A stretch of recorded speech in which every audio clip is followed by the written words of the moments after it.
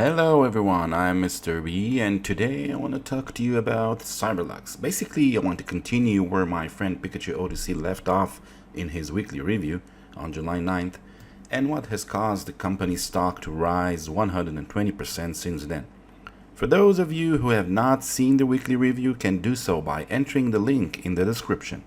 So from July 9th we can see people were loading shares, some people sold shares probably because of recent market conditions, but I want to concentrate on those two candles on July 23rd and 26th.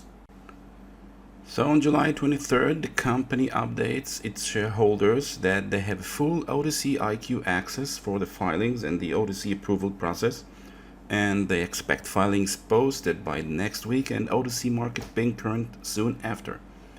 So that's what caused this volume increasement on Friday and the Monday gap up.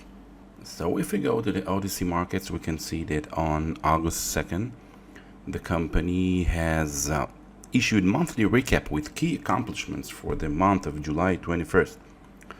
And the key accomplishments, let's take some takeaways from there. They said that 56% authorized shares reduction, no reverse split, 16% outstanding shares reduction, introducing growth plans such as new contracts, acquisition, South America expansion, and so on. Also on August 10th, the company's profile was verified, dark defunct removed, and the yield sign is on.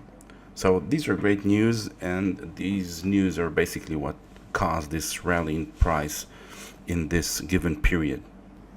So as you can see, the share price is rising steadily, and I think it's going to be very interesting in this company when it becomes pink current.